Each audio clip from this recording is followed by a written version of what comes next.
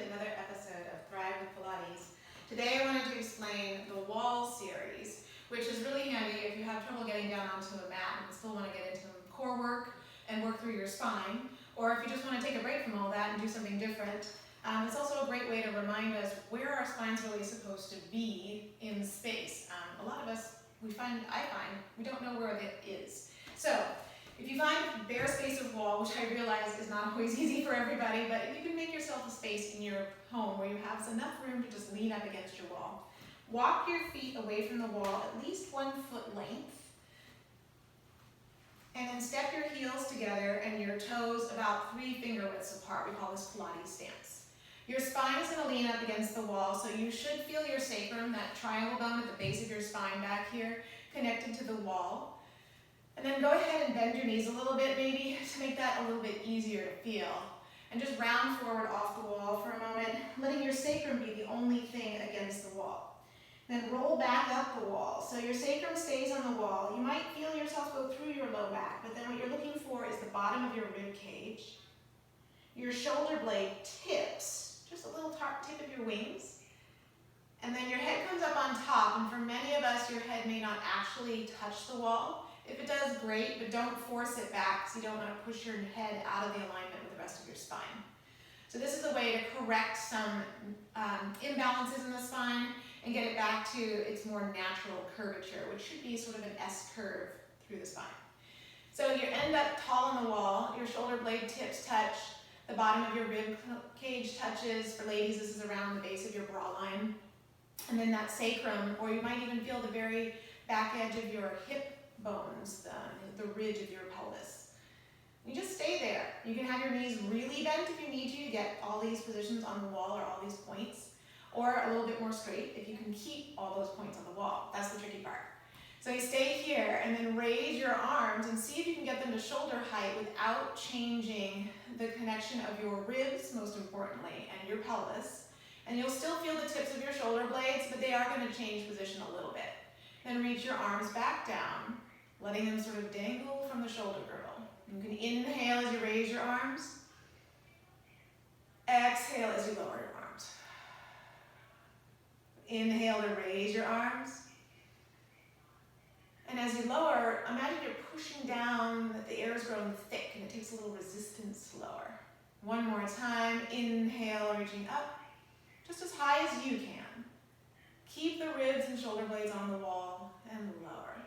The whole time you're doing this, your navel's drawn into the spine and up along towards your heart, so that there's a lift in the waistline, even though I do not want your low back pressed against the wall. So it's your sacrum, that's the pelvis, that triangle bone in the pelvis, the base of the ribs and the tips of your shoulders. Let's roll forward and just relax that out. So chin towards your chest, round your shoulders off, peeling your spine off the wall. Keep going until only your sacrum is on the wall. Your fingertips will probably be around your kneecaps. Hold here, deepen your abdominals into the spine, up towards your heart, and slowly roll back up your wall.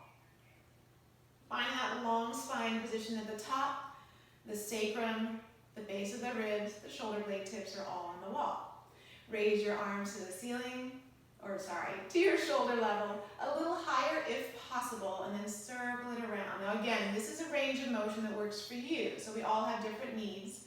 The main thing I'm looking for, or that you want to be looking for, is the base of your ribs towards the wall with the pelvis connected, and then gradually trying to get the tips of the shoulder blades to stay connected while you circle.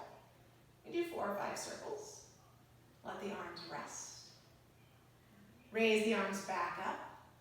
And you do the other way, 4 to 5 circles. And you can do this at your own timing once you get the pattern down and the choreography, so to speak. I come from a dance background, so you're going to hear that word some. And you can just take it as you like, maybe even write it down. And then lower. Then roll forward. Deepen those abdominals so there's length in your spine as you articulate it. And let your spine flow forward like a waterfall over a rock. And then roll back up. Sacrum stays on the wall. You find some length in the waist, the ribs to the wall, the shoulder blade tips, bring your head up on top. You can just stay with that. If you want to take it a little further and make it a little more challenging, walk your feet a little bit further away from the wall. Step them inner hip width apart and you're comfortable parallel. And these are squats. So bit more dynamic. You still want your sacrum, the base of your ribs, and your shoulder blade tips on the wall. Nice tall lift through the crown of your head. Now glide down the wall, bending your knees, lift your abs, and let your spine glide down, and your arms glide up. Again, they're aiming for shoulder height. Lower is fine. Once you find that position, hold it for 5, 4, getting deeper in the abs, 3, 2, 1. Zip up the abs, push down into your feet and glide up through your spine, pressing the arms down. And by the way, here I am wearing a tank top, but it is easy to get stuck to your wall. So if you wear something that has a full back on it, it'll be a little bit easier. And then you do this again, gliding down. Find your squat. You never want your hips to go below your knee level, and you don't want your knees to pass the front of your toes. So if you need to walk your feet a little further out to get that happening, that's fine. Find your position and either hold for another 5 count, or we do 3 circles of the arms. Again, your shoulder blade tips are striving to be on the wall. Your back ribs are still on the wall, and there's that lift in the waist. That's it. And then gliding back up the spine, pushing to your feet, glide your arms back down. Let's do that one more time. Up through the spine, down through the hips. Up with the arms, connect your arms into your shoulder.